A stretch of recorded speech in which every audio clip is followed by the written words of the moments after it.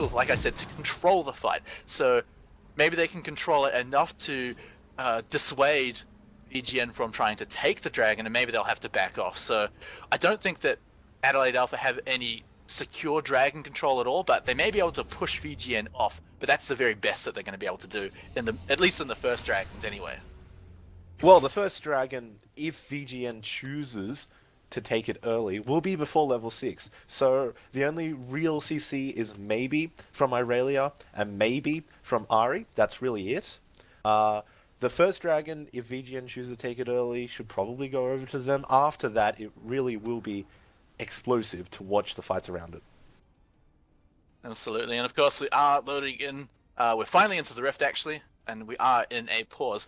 And if you have a look at, and see, you can see that Adelaide Alpha, they're all clumped together. They're looking to go as a 5-man unit, probably into the enemy jungle, looking to get a lot of early vision down.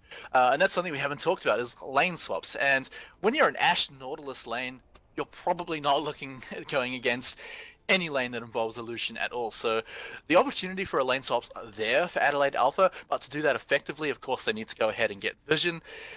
If the lane swap does go through, though, I don't feel like VGN are going to suffer that much for it, because, of course, Lucian Janna, they can completely zone out any top laner that comes down to deal with it, and at the same time, they've got a, essentially a jungling champion in the top lane who's got Smite, will essentially be able to do, 1 or 2 camps on his own to continue that experience lead. So I feel like if Adelaide Alpha are going for a lane swap, which, them clumped together looking to get the vision up on the other side of the jungle, other side of the map, kind of suggests, I feel like VGN aren't going to care too much about that. Because if they choose to do a lane swap, Irelia can farm in a 1v2 lane. She can always dash to minions to get her resets, but every time she does that, Mumu can just auto her. And one auto may not be enough, but every time she gets a minion and she takes an auto, that's gonna add up. And over time, she's really gonna have to sink a lot of money onto health potions. So it really is a question of how much is this CS really worth? Because if I don't actually get money out of it, if I have to sink it into health potions all the time, then it might not actually be a worthwhile trade. On the other side, like you were saying, Robo Santa does have Smite. If Shyvana doesn't manage to find a good lane to stick in to get some CS, then she can just roll into the jungle, take a couple of camps, and then come straight back. No real deficit. And I believe we are waiting for, it looks like it's going to be Katha, who hasn't actually managed to buy any items yet. Hopefully he does manage to load in pretty quickly. And you're just having a look at a few of the early item builds. Obviously, Robo Santa, he's gone for that Ruby Crystal, so obviously looking to get the Cinder Hulk as soon as possible, building into the little Ember Stone first. The name eludes me for now, but you can see that's going to happen. On the flip side, though, Shoulder Raven, this is assuming they're going in a standard 1v1 top lane. He's got the Crystalline Flask, 3 health potions. He's probably not going to be doing a jungle camp. I'm not sure if Aurelia can really handle that. The fact that he's bought 3 potions suggests that he's probably not. He's probably going straight to the lane. But what that means is it's going to give him a lot of trading potential in the top lane, because he's got so much sustain with those items.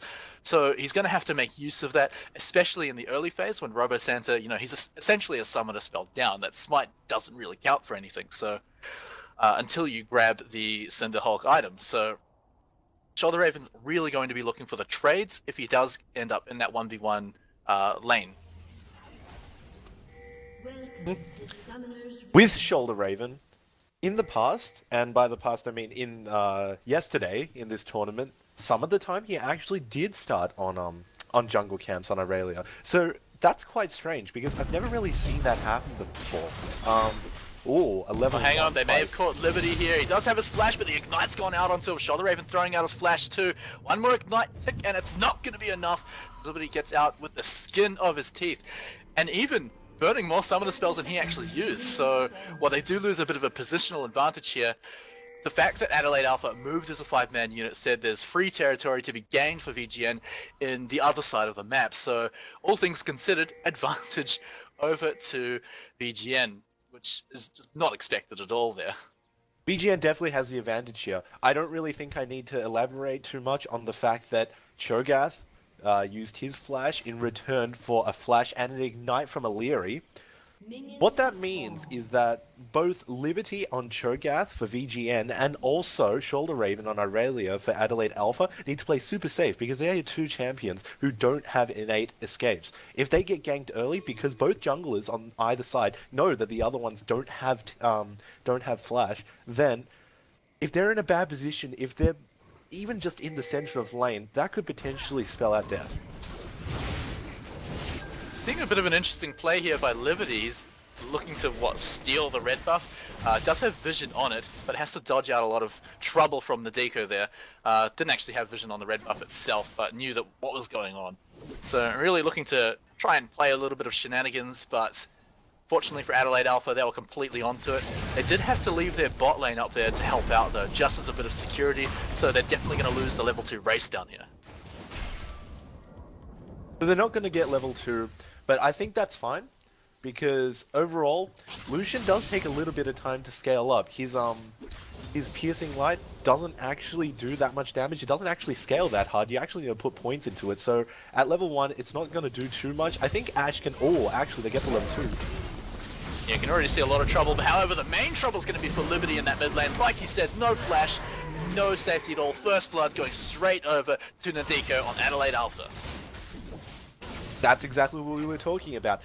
You know that Cho'Gath, an immobile champion, does not have flash. This is pretty much the same problem that that a lot of top champions have without flash if they choose to take smite, is the fact that unless they're Shyvana, they don't really have a way of getting out. I mean, Hecarim also does as well, but that's pretty much it. Anybody else, you're running a really dangerous game, because if you choose to take smite, then you don't have flash, you permanently don't have flash, and the jungler can just camp you, and if you don't have escapes, you can't get out. So that's going to be a nice advantage over to Nadeko. Once he does manage to recall, spend a bit of that first blood gold. Something interesting to note as well is, you know, because of that death and Kafa forced to hold the lane in the middle lane. In fact, actually, as we look at the middle lane, Nadeko does get the knock up, but he should be able to get out to safety. Still has his flash and is going to be absolutely fine. He just manages to walk out safely. Yeah, that's going to be quite a lead that that Nadeko gets. He has enough money for either a Chalice or... Yep, no, he definitely goes to a Chalice. I was going to say either that or a Fiendish Codex. Either can go pretty well, because Ahri doesn't have exceptionally high mana costs, so she could have actually gone for the Fiendish Codex, but in top lane... Oh no, RoboSanta walks completely into the trap there, and like you said before, he doesn't have flash, he doesn't make it underneath his tower. One more tower shot is actually going to take down Shoulder Raven for RoboSanta, evening up the kills. Oh, unfortunately, taking one more turret hit than Shoulder Raven was anticipating, going down for the death, but RoboSanta actually thinks he can take this fight. At the very least, he knows that Swords Zulman doesn't have too much damage early, as Kaf decides to join. Oh no, but here comes the teleport from Shoulder Raven, looking for revenge action in the bottom lane as well. Kappa though dropping lower and lower. Does have his flash available, does get to use it. Shoulder Raven still doesn't have his up from the start of the game.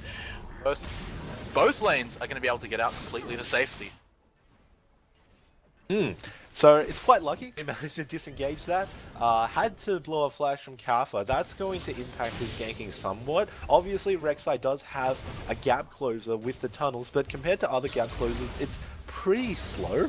So without a flash, maybe Kafa is relegated to farm a little bit in the jungle, which isn't terrible for Rek'Sai. You need that money. You need a little bit of damage. I mean, we've seen Rek'Sai's go Cinderhulk and pure tank, but if you get a little bit of damage, then it doesn't hurt. Well, it hurts the enemy, but yeah, it doesn't set you too far behind. So, looking at the bottom lane as well, I mean, we saw a bit of action. Hang on, though. There might be a bit of a roam here from Bark. Does have the Tornado available. Rupture connects as well. Nadeko, not level 6, doesn't have his flash. Taking a lot of damage, but tanky enough to get out alive.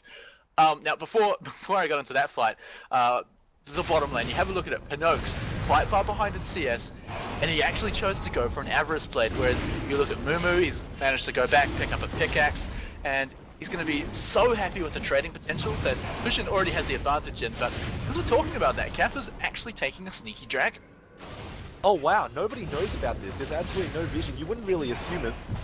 But like I said, his flash is down. He doesn't really have that much gank potential. Maybe he was just assuming, you know, I can't really gank, I'll just take a dragon. And that was really sneaky because Adelaide Alpha had no wards. They just really didn't know. If I were Pinox, I would be using my Hawk Shot more liberally just to, if nothing else, check out the jungle to try and see where Kaffa is. Either say, oh, he's down the bottom side of jungle or not. But very well done by Kaffa. Nobody really predicted it, and he managed to get first. Oh wow, in the mid lane, a flash aggression coming up from Liberty. Did have that ultimate. Saw Zulan looking for revenge for his teammate, but not going to find it.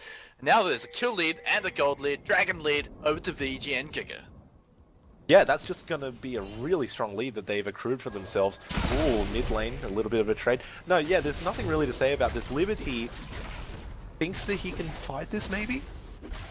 He's completely out of mana, but Liberty, you know, he had his... Oh, sorry, the Sejuani was completely out of mana. Liberty had his buddy Kaffa nearby. Bit of trading going on in the bottom lane, but nothing really going to come of that. I don't imagine Adelaide Alpha really want to fight too much. You know, with an Avarice Blade Ashe up against... a Lucian who's already got a creep score lead. The exhaust goes out into Pinox, forced to flash out of there, and that's exactly what I'm talking about. Mumu and Bark just have the complete advantage down there. Even though Mumu was out of auto attack range to hit Ashe, Pinox, gotta remember that Lucian can dash. I mean, that's his thing, isn't it? So even though he's out of range, he can just roll straight back in, and I don't think that Pinox was maybe keeping that at the forefront of his mind, and that's why he got taken down about 80% of his health in the trade. So all things considered, VGN are looking pretty good right now. They've got a lead in 2 of the lanes, they've kept it even up in the top lane. They got that early dragon. Some of the spells, they're looking pretty good, or pretty even, I guess, across the board, so no huge advantage there, but you know, you've got to give that over to VGN as well, because they've got a lot more kill potential, so the more flashes are down across the board, then the better it is for them. They're able to make the surprise plays, especially Liberty in the mid lane. If he catches Nadeko ever with a Rupture, you know, that's going to add on a feast to that. His Ignite's not there, but if he's ever got Kaffa nearby, the gap close into that will be easy if Rupture gets landed. And then even with the ultimate from an Ahri, they should have enough time to take him down. Hopefully that should be enough time. I don't really think we talked too much about the lane matchups per se. We were talking a lot about how the team fights would go, but as far as laning goes, it discernibly does look like VGN has the advantage in lane, and we're seeing this being reflected with their lead right now. It really will be interesting to see how much of a lead they can get with this lane advantage going into team fights, because as we analyze, there's just so much CC coming out from Adelaide Alpha. I think you need to get a lot of a lead in order to turn the team fights around. Can see that Saw Zulan is hanging around in that middle lane. Kaffa's nearby too. Bit of a fight going down on the bottom lane, but it's really just Illyri trying to keep Pinox alive. I mean, he's getting some free damage on the Bark, but it's not really going to be enough. Actually, maybe it will be. The Ignite goes out, the Storm, either Storm trying to keep Bark alive. One more auto attack. Pinox not even level 6 yet. He can't even throw out that ultimate. The teleport's coming down too. Liberty in the mid lane in so much trouble. Kaffa's not going to be able to bail him out. As we go back down to the bottom lane, Pinox and Illyri both get taken down from that teleport. And Kaffa, trying to help his teammate, ends up sacrificing his life too. So, double kill for both teams across the board.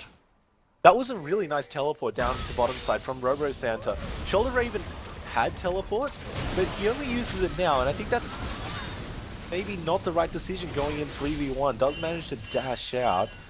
But he's looking for safety. He's got Saw Zulan nearby to keep him up, but once again, they're just taken low as soon as they get there. His towers are incredibly low, so they may look to push for it, but not looking to go for anything further.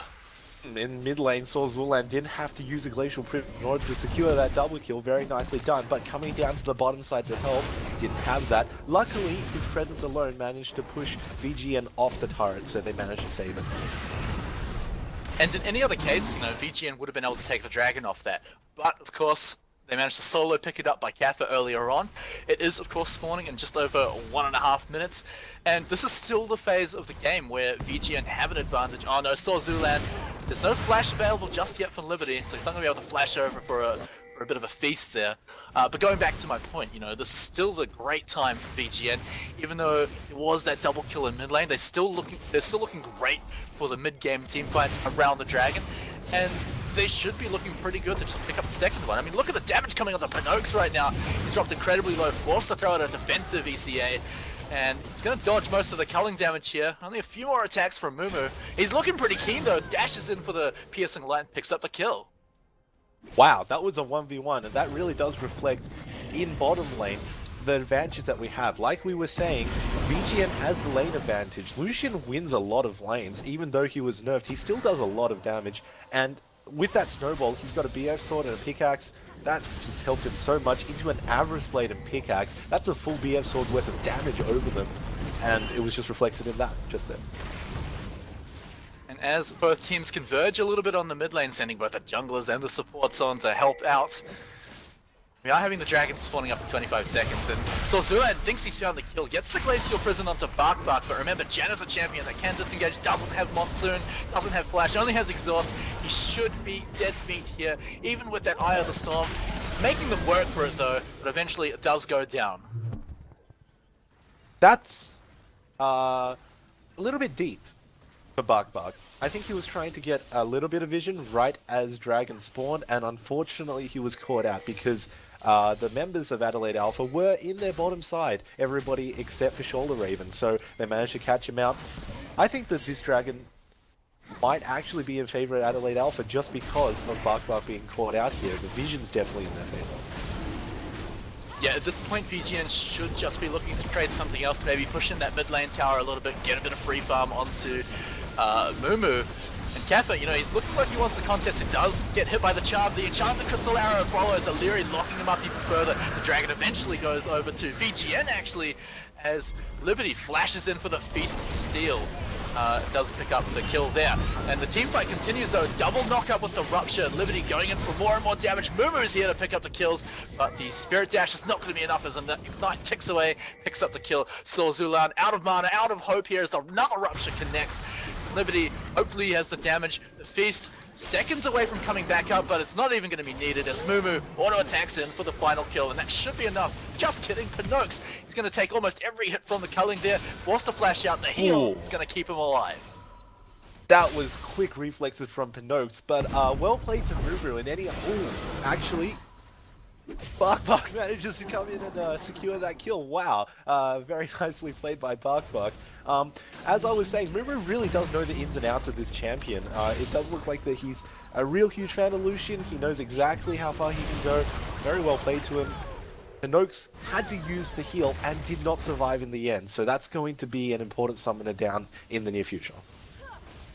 And you've got to hand it over to Liberty right there, managing to flash in, go for that Feast steal. You know, the strongest steal in the game right now, apart from a Consume. There's no Nunu on the enemy team, so of course he knew he had the opportunity to get in there, and he managed to continue on the team fight, right? It looked like Adelaide Alpha had the numbers advantage down there with the kill earlier on of Bark. However, the team fight lasted long enough for Bark to make it all the way down there, actually start contributing to the fight. So excellent play there by Liberty. So it's still telling the same story now. VGN's still far in the lead. They've got a 2-dragon advantage. They're going to start turning that into tower advantage, which they already have, but it can definitely start going even further as this mid lane and top lane have been starting to get pushed in a bit. Oh, a little bit of a skirmish as VGN manages to win out at the end. Gonna take a little bit of vision control as a victory. Interesting point that you brought out about Liberty managing to steal the dragon in that last little skirmish. Oh, hang on, Mumu goes a little bit aggressive there, does almost take out Nadeko, who's flashless and ultless, so going to be almost a sitting duck, and this gives the positional advantage over to VGN. They're able to take down the mid lane turret. They're definitely using their dragon advantage that they have right now, because they know that they have more damage, they know that they're doing more, so they're pushing down Adelaide Alpha, but it really is important that Liberty was the one who got them their dragon advantage, their second dragon, because at the current moment, not even a Nunu can steal away from a Cho'Gath. I think at all ranks of his ultimate, he does 1,000 true damage plus 1-to-1 scaling with his AP. Not 1-to-1, but it's very high with his AP. He does more than 1,000 true damage onto minions and monsters, so that's absolutely insane. And Pinox once again almost caught out. The Enchanted Crystal Arrow to the face will be enough to hold Kappa off, but Mumu is right there with the culling and picks up his 6th kill of the game. And this is going to be just almost impossible for Adelaide Alpha to deal with. This definitely shows the amount of coordination that VGN has coming into this tournament. Kaffa knew that he could just go in and knock up Pinox and there would be damage to follow him. He said, hey guys, you know, I don't have too much damage here. Can somebody come and help me? And Mumu says, yep, I've got the solution, and comes up and gets a kill.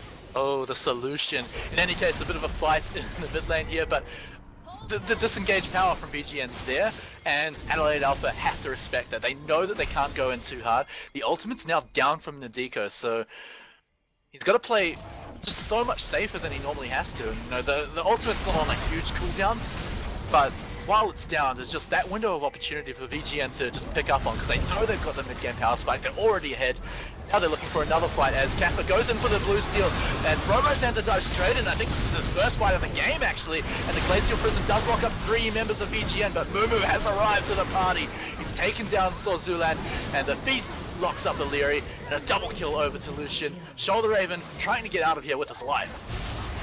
In fact, the fight's actually going to continue. Shoulder Raven looking to pick up a single kill, but can't even manage that. Force the flash out of there, but even that's not going to be enough, as the legendary Mumu is just looking to close the game as soon as possible. They're definitely going to take top turret for that. But it's important right now to take stock of what items each team has. So if you take a look at Shoulder Raven on Aurelia, all he has is a Sheen.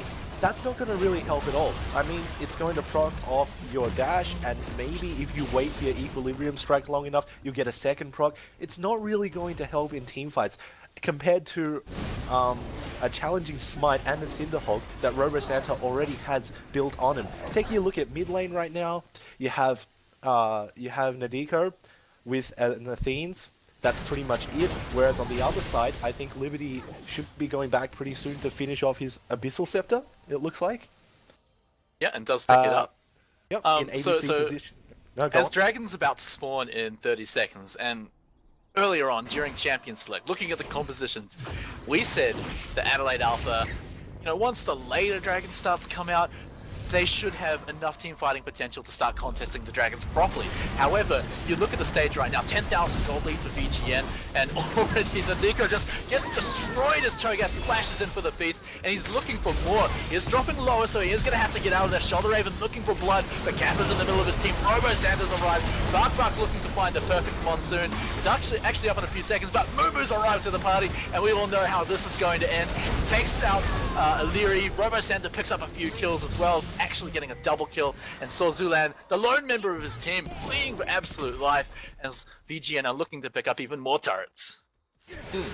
And we did say, ooh, nice Glacial Prison disengage. We did say that Adelaide Alpha would have the later Dragon team fights, but we did not anticipate how much of a lead VGN was going to accrue until then. Sorzulan having to flash out, but he gets taken down anyway. And I would not be surprised if Mumu even picked up the kill here.